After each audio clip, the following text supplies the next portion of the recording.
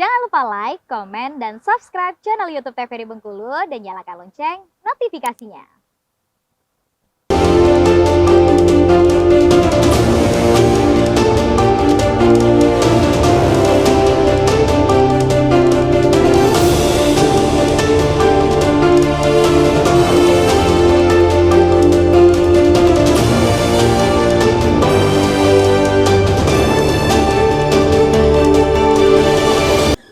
Assalamualaikum warahmatullahi wabarakatuh. Halo pemirsa TVRI Bengkulu, apa kabar Anda? Semoga selalu dalam keadaan sehat dan tentunya masih semangat dalam menjalankan aktivitas hingga saat ini. Dan senang sekali saya Afriko Zuhri kembali menjumpai Anda tentunya dalam Berendo. Seperti biasa kita akan membahas tema-tema menarik. Nah, kali ini sudah hadir dua narasumber saya di studio TVRI Bengkulu. Akan saya perkenalkan terlebih dahulu, sudah ada Johnson selaku koordinator pusat HKPSI ya. Oke. Assalamualaikum Johnson. Ya, waalaikumsalam Kak. Gimana kabarnya, sehat? Alhamdulillah luar biasa baik. Alhamdulillah. Kuliah masih? Masih kuliah Di mana? di Universitas Bengkulu. Kebetulan semester 8 sekarang. Semester 8. Oke. Masih lancar. Apa sih lagi ujian sekarang nih proses? Ya, lagi penggarapan skripsi. Lagi pengerjaan skripsi. Oke, semangat ya. Dan pemirsa, setelah ini juga sudah hadir bersama kami ada Marda Tilah. Ini selaku aktivis perempuan ataupun founder dari Bengkolensia. Oke, Assalamualaikum. Waalaikumsalam. Gimana kabarnya? Alhamdulillah baik. Oke. Nah, untuk hari ini kita bahas tema terkait dengan menuju pemimpin ideal. Gimana sih sosok pemimpin ideal menurut kamu, John? Ya, pemimpin ideal menurut saya adalah pemimpin, ini berdasarkan riset daripada kita bertanya-tanya kepada masyarakat, seluruh masyarakat dari berbagai kalangan ya, Oke. mulai dari mahasiswa, kemudian pekerja, buruh, petani dan lain sebagainya. Oke. Bagaimana sih sosok pemimpin ideal menurut mereka, menurut masyarakat?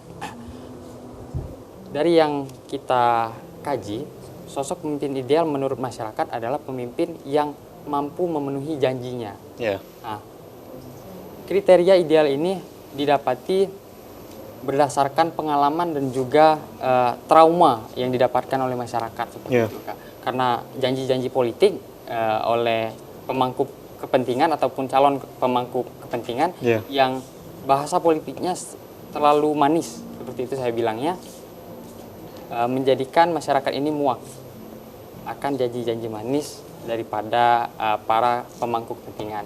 Jadi menurut masyarakat, sosok pemimpin ideal adalah mereka yang mampu menepati janjinya.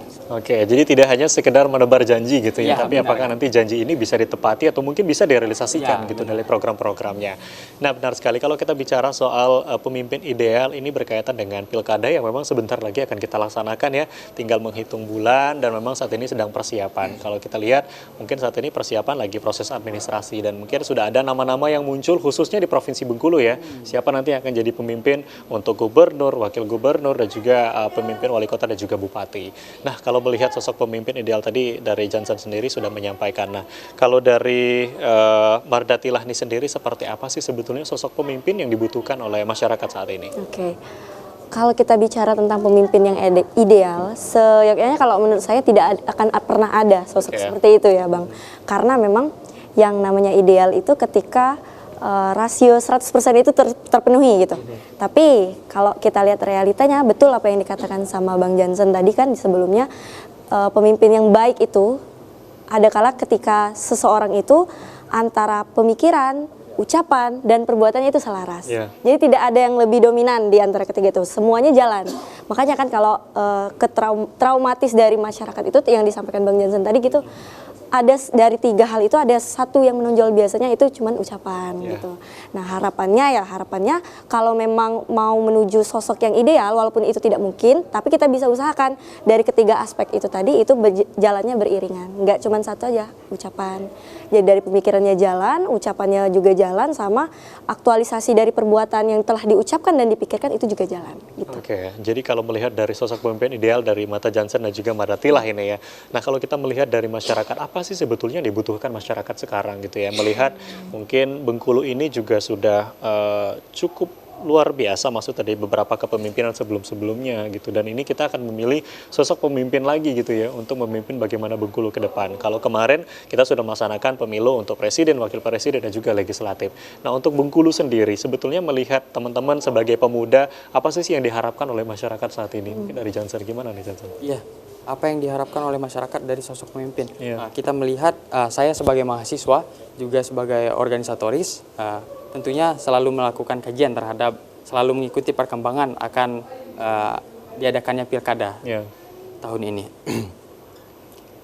Kita melihat setidaknya ada 3 poros calon pemimpin pada pilkada provinsi tahun ini. Tidak perlu saya sebutkan. Nah, dari ketiga poros ini nanti mungkin akan melebur atau mungkin akan melebar. Nah, bagaimana cara kita memilih pemimpin yang baik menurut masyarakat? Nah, adalah pemimpin yang mudah untuk dihubungi, mudah untuk ditemui, kemudian berani untuk turun di tengah-tengah masyarakat. Seperti itu mungkin dari saya. Oke, jadi memang betul-betul mengenal gitu ya Iya, bagaimana benar. masyarakat itu sendiri. Jadi tidak hanya menjadi sosok pemimpin yang katakanlah hanya di tempat-tempat tertentu saja di mana mereka menyuarakan hal-halnya, tetapi juga mereka tidak melihat apa sebetulnya dibutuhkan oleh masyarakat gitu ya. Oke, kalau dari Mbak Datila sendiri seperti apa sih sebetulnya melihat kebutuhan masyarakat saat ini? Kalau kita lihat, karena saya juga sebagai masyarakat ya. Iya benar, kita sebagai masyarakat. Saya Iya juga benar. masyarakat. Kalau saya pribadi menginginkan pemimpin itu memang dia yang mengenal provinsi Bengkulu itu seperti apa. Kalau Iya. kita konteksnya pilkada ya, Iya. konteksnya pilkada. Karena memang kalau pemimpin itu tidak mengenal daerahnya sendiri, bagaimana nanti ke depannya gitu. Iya. Betul tadi yang dibilang sama Bang Jansen. Dan juga yang kedua, selain mengenal daerah provinsi Bengkulu itu seperti apa, dia orang yang saya harapkan itu kebijakannya yang tidak monoton. Ya. Dalam artian ada hal-hal yang baru yang bisa diberikan, ada hal-hal baru yang bisa digarap dan diberikan kepada masyarakat. Karena kalau kita lihat juga rasio masyarakat pada saat ini kan orang-orang yang produktif itu bakalan lebih banyak ke depannya. Ya. Nah, jadi itu akan harus menurut saya itu harus diimbangi. Kalau pemimpinnya nanti stagnan, baik itu secara pemikiran atau aktualisasinya akan lumayan berat juga nanti ke depannya gitu. Kalau saya Jadi gitu sih. memang dibutuhkan adalah pemimpin yang mungkin bisa berkembang gitu Ya, ya. tidak. Hanya di situ-situ saja atau mungkin stagnan dengan pemikiran-pemikiran yang mungkin terdahulu, apalagi melihat di pemilu kemarin gitu ya untuk presiden, wakil presiden kan memang kebanyakan pemilih pemula ini adalah dari generasi Z, generasi milenial atau pemilih pemula itu tadi. Dan tentunya pasti anak-anak muda sekarang juga sudah lebih kritis dan memang tahu apa sih sebetulnya dibutuhkan oleh masyarakat itu sendiri. Nah, kalau melihat dari kepemimpinan yang sudah lalu, sebetulnya apa sih yang memang masih perlu mungkin kita perbaiki gitu, khususnya di Provinsi Bengkulu gitu ya. Yang memang masih bisa, sebetulnya Bengkulu ini punya potensi ini loh, ternyata juga bisa ditingkatkan, tetapi saat ini juga masih belum terlihat gitu. Apa sih, Johnson? Ya, kalau sedikit mengoreksi kebijakan 1 tahun terakhir daripada pemerintah Provinsi Bengkulu, ada beberapa kebijakan, contohnya tata kelola provinsi, yang kurang baik menurut saya. Kemudian tata kelola sampah masih banyak sekali di wisata-wisata yang ada di Provinsi Iya. Bengkulu. Kemudian yang terakhir parkir liar. Itu bertebaran banyak sekali di Provinsi Bengkulu, khususnya di Kota Bengkulu itu sangat banyak sekali. Saya sedikit shock waktu datang ke Bengkulu, Ya. karena kita harus menyisihkan uang kecil untuk kemana kita pergi seperti Ya. itu. Misal kita ke minimarket, kemudian ada tukang parkir kita bayar, ke ATM juga kita bayar. Nah, itu semua kebanyakan parkir liar seperti itu, Kak. Tidak ada yang bertanggung jawab apabila ada kehilangan dan lain sebagainya. Menurut saya ini perlu diatur lebih lanjut oleh peraturan provinsi seperti itu. Oke, artinya lebih bagaimana pengelolaan Ya. gitu ya dari pemerintah sendiri. Bukan, mungkin kita sebagai anak muda tidak melihat bukan dari kecil besarnya, tetapi ya bagaimana ini bisa diatasi lah oleh pemerintah. Tidak hanya tadi ketika kita mau berkunjung ke suatu tempat dan nggak mungkin kita hanya ke sana gitu, pasti kita akan ke tempat-tempat lain juga. Tapi dengan adanya retribusi parkir ini mungkin sedikit mengganggu loh untuk masyarakat. Nah, kalau dari ini sendiri, dari Marda sendiri seperti apa? Yang perlu dibenahi ya, padahal itu adalah potensi. Menurut saya kalau dari tadi mungkin agak menyentil aspek ekonomi, mungkin kita geser dikit ke pariwisata. Iya. Nah ya, jadi kalau teman-teman saya yang di luar Bengkulu itu mau ke Bengkulu, itu biasanya yang dipertanyakan itu kan pariwisatanya. Sebenarnya kalau kita saat ini untuk menjawab apa yang dijual dari sisi pariwisata itu sebenarnya masih agak sulit. Padahal itu banyak sebenarnya. Tapi memang kurang tereksplor, kemudian kurang manajemennya saja.